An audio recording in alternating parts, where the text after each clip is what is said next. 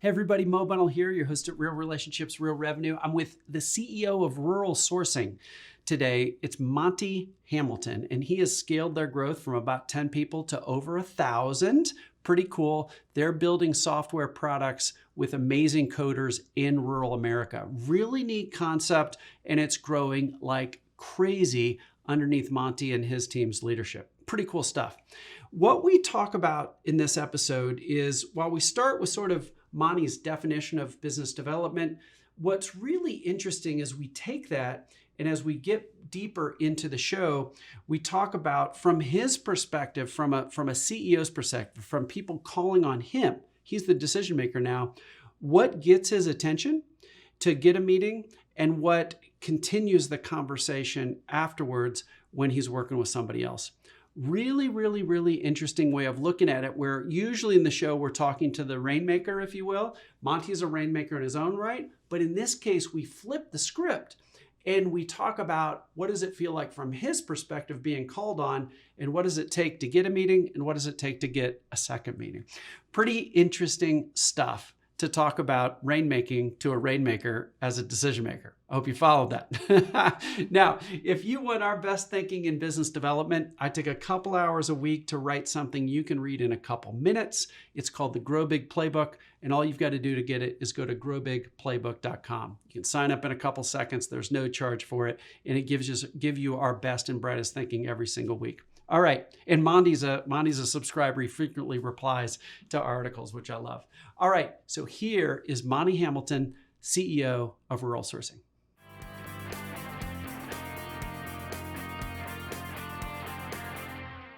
Hey everybody, it's Mo, your host here at Real Relationships, Real Revenue, episode 2 with Monty Hamilton, a CEO of Rural Sourcing, doing some amazing stuff domestically around coding, doing writing apps, like all kinds of different programming stuff done rurally in America. Monty's been at the forefront of that change, which is exciting. Monty, you are somebody that people want to follow. You're somebody that has been growing businesses your whole life. What's your personal definition of business development, or maybe even broadly growth in general? Yeah, well, I think it's, for me at least anyway, it's about building the relationships. That's the fun part, right? I think when you and I first got to know each other, I know I had nothing to offer you at all, and you reached out and took me to a Georgia Tech ball game and introduced me to another gentleman that did end up doing some business with. And today, especially as I've found myself on the longer end of my career, that idea of just being value to someone else is intrinsically rewarding. And I use your give to get early on. So we knew Mo before Mo was grow big, right? Before you grew big. And give to get was always in my vocabulary, right? From day one when we first worked together. And I would say now, as I mature into this career, this job, that it almost is moving toward a give to give mentality, right? And that's not altruistic, not trying to throw a halo around my head, but it makes me feel good, right? And I like to feel good. And so if I feel like I can truly help someone at the end of the day, and you get a little thank you email or maybe even a handwritten note. People actually still do those these days, occasionally. It just is really rewarding. I'm super appreciative of that. So, for me, this definition of business development is really about relationship development, right? Can I create a truly transparent and authentic relationship with someone that I care about their business, I care about their success, and maybe we can help each other, maybe we can't. But I get to know that person as an individual, then that's a good thing. I like that a lot. It brought back an interview I did with Dory Clark. She's got a book that came out last fall called The Long Game. It's so good. It's so good. And she was on the show as she was sort of wrapping up the first draft of the book. And one of the ideas of the long game is for networking, and I'm putting air quotes around that, audio-only listeners. What her view of networking is, and I love this, Monty, I think you do too, optimize for interesting. And she says, don't try to optimize for what you're going to get out of a relationship. If you do, people see it coming. It's sort of cheesy, look upon cheesy, things like that. But when you mentioned that Georgia Tech event, I totally forgot about that. I just invited you to that because I thought you were interesting. Just an interesting person. And we hit it off, and I forgot with a great time we had. So I just think there's something around optimizing for interesting that parallels when it comes to networking, that parallels really nicely with your focus on relationship, giving first, and things like that. What's your approach to networking? And I'm just interested on your take on this. Yeah, and first of all, I couldn't agree more with the optimizing for interesting, right? The worst thing in the world is go to a cocktail party or a dinner and and you're just so focused on yourself and you and what you do, and you walk away there and you probably failed at having any sort of in-depth conversation or building a relationship. What is a lot more fun is to go there to see what you can learn and who you can meet that's interesting. And again, everybody has a story, right? And to me, that is the fun part of networking, is getting to know someone. Throw the title away, throw the industry away. Who are they as an individual, and what makes them tick? And then you can walk away there and you can go back home and say, hey, I met this really cool person tonight at this dinner, to your wife or your spouse or your partner, and say, let me tell you about them real quick, right? And so that then it becomes tangible and real, right? We've all gone to networking events and you walk away and you feel more deflated than inflated, right? Because you went there with perhaps the wrong mindset, right? So for me, it's getting to know, back to your point of getting to know interesting people like yourself, that it makes life enjoyable, right? I love that. So so I'm gonna throw you a curveball. And it just popped in my mind as you were talking, because you're such a giving first person and you do it quite strategically.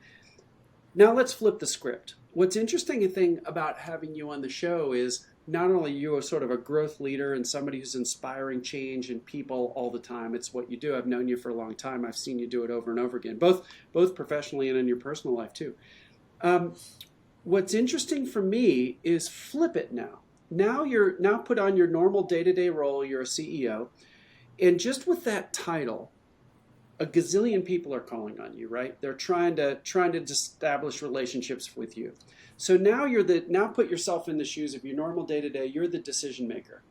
What works well, back to the idea of definition of business development, what works well for you in a first meeting when somebody's calling on you? They've got your attention enough. You're willing to take a half-hour meeting with you. What works from your side as people think about business development on Monty? Does that make sense? Yeah, absolutely. I hadn't thought about this ahead of time. So I told you it was a curveball. It just popped in my head. Off the fly. I think it is. It's not always easy to communicate in an email or a voicemail, right? But it is, here's something that, based on my knowledge of you and your business, so I've checked the box, I've done my homework, right? I know what you do. It's not call centers, it's not this, it's not that, it's building software products, right, in middle America. And then, because of I know that about you and what some other people who are in your industry are thinking about these days, I thought you might be interested in right? Yeah. And so therefore now you have tried at least to think about my business. You've learned about my business. Now you want to at least try to help with that business and maybe share some insights that you gain from someone else. So it is giving. It's a little bit back to your give to get, right? I've invested some of my time and energy and intellectual cycles to develop something that could be interesting to you, could not, right? And I always prefer just my style, the little more laid back. This may or may not be helpful for you, Monty, but if it is, just let me know, and I'd love to have a conversation about it. If it's not, that's great. I'll continue to think about you and your business, and good luck to you, right? And to me, that is genuine. At least it comes across as genuine, right? And you've invested some of your own personal time and energy and efforts into hopefully making my business or what we do better. And then, so this is really good. One of the things that we say in Grow Big Training is, that if you've got something valuable and you deliver that offer of value, a gift to get in our parlance, in a highly personalized way, as warm as possible, then Yep. you've got a chance to meet anybody. And you just laid it out in a two-step process. Do your homework. This takes work. Like you can't just pick one thing and throw it at everybody. Like it has to be highly personalized. To your point, you are building software products at a very high level at scale in rural America. Well, that's unique, right? That requires unique things. And then if somebody offered something of value to you, so let's say you get an email or a phone call or whatever, and you're like, I'd like to learn more. Now drop us into a first meeting. Now, again, you're the decision maker. The person's calling on you. The professional is with some kind of expertise, software, whatever it is, or advice is calling on you. What works well in a first meeting for you that might set up a second meeting? What do you have? What are you evaluating in that first meeting that says, I'd like to meet this person again? Yeah, I think out of the gate, if they've got some interesting questions and maybe a little angle on that question, right? Let's say, and we're all dealing with this today in this industry, retention, right? We're all Mm, talking about it, the great resignation, right? And so if they come at it and say, hey, Monty, I've talked to a bunch of other people in your position, and I know you aren't the head of people, you're not the chief people officer, but I was talking to this other CEO, and they're trying A, B, and C in kind of in these modes. Is that something that might be of interest to you or not? I'd be happy to introduce you to that CEO. I don't have all the insights that he does and whether it's working or not, but so now again, you've helped me maybe think a little differently about that retention problem, right? And then on the back end of that, somewhere there's got to be an ask for your company, and yeah, we're working with that other CEO to help him do B out of those three things. We don't really do A yep. very well or C very well, but we really do well at B really well. That's a conversation that again I find very helpful. I've used a lot. I'd like to say honestly, here's what we don't do. Right? Oh, I That's what like you that. want. If that's what you're looking for. I may be able to help you find people or organizations that do exactly that, but that's not what we do. Right? And there's just so much credibility gained when you're willing to say, no, that's, I could do that for you, but you wouldn't know the difference between me and 700 other firms that look like us, right? But if I could do Yeah. this for you, that's where we really shine. Well, there's so much to unpack there. What I loved about what you shared in the meeting is two big things. One is come in with some interesting, customized, tailored questions that show, it's not just what I'd say what not to do. Tying back to your last point, what keeps you up Yeah. at night, Monty? Like when somebody comes in and just asks this blanket question that they could ask anybody on the street, like it just doesn't land well. Like it's not tailored. But if somebody comes and says, "Hey, I was digging into your website and that article you did was such and such, and that interview that you were on this other show, and I heard you say X. Well, would it be helpful if we did Y?" So thing one was interesting questions that show you did your homework, and thing two, offer some value. And I loved your examples, Monty, because the value doesn't have to necessarily be your product or your Right. solution. It can be an introduction to somebody else, like you said. And so, comment on this. This will be a great potential close for this episode. Is sometimes we'll say a lot is the goal for a first meeting is to get a second meeting, and by Sure. by having that mindset, it takes it away from trying to close a deal or get somebody to say yes to your product or offering or whatever. That's typically too fast, too far too fast. But rather, if you're offering value in any way possible that the first meeting turns into a second meeting, that's a beautiful thing. So just and whether that involves our services or not from the Yeah. people that are calling on you. So what are your thoughts around this idea of the if you've of a goal of a first meeting is to get a second meeting and just trying to find something of value that the person would say, I would love to do that. Yeah, I think absolutely, Mo. I think, I would add to that, the goal is to get that second meeting and expand my audience, right? Oh, I like If you're that. calling on me, there is there's no functional areas here that I make decisions about, right? There are people that do that I work Yeah. with and we collaborate together on. I'm never going to make that decision about that retention model that someone pitched me, right? I'm going to bring in the right people and we'll debate it and go back and forth. And so if I can get that second meeting and get you to bring along the person who may be responsible for that particular issue or topic, now I've really got some momentum going forward, right?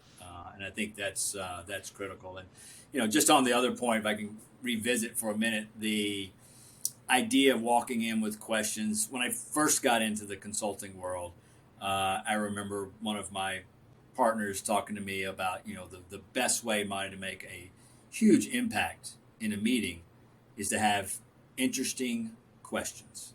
They're not looking for you to give them the answers. You don't know enough yet to give any answers. But if you have some good questions, they will walk out there and go, that guy was pretty smart. He had some unique perspectives and he listened a lot, right? And he took notes, right? And so I think those are kind of the goals of that first meeting, is to give that good impression, that desired outcome of I'd like to follow up on these things with you again. And I took a bunch of notes and I've got it to do, and let's see if we can get together again with the other people in your organization that care about this topic. Monty, it's great. That's the perfect ending for this. And audience members, if you like this idea, if you happen to drop into this episode first, make sure you go back and watch or listen to the prior one where Monty talks about falling in love or appreciating the problem, not necessarily falling in love with their own solutions. Because I think these two tie nicely together. So, hey, Monty, people are going to want to connect with you. I know you're really active on LinkedIn. Your Minute with Monty that you come out with every Monday is really cool. How should people connect with you? Yeah, the easiest way is just search me out on LinkedIn and shoot me a direct message there, or connect. Love to hear from your audience and folks who may have different ideas or opposing ideas or better ideas. I love it. And so, folks, all you have to do if you're barreling down the highway, just remember, search for Monty Hamilton. You can type in rural sourcing or CEO of rural sourcing or anything like that. We'll also put the specific link down in the show notes too. And everybody, don't forget, follow, subscribe, set up those notifications, because we got 3 more awesome episodes coming up with Monty next. Monty, thanks for being on the show. Thank you, Mo. My pleasure.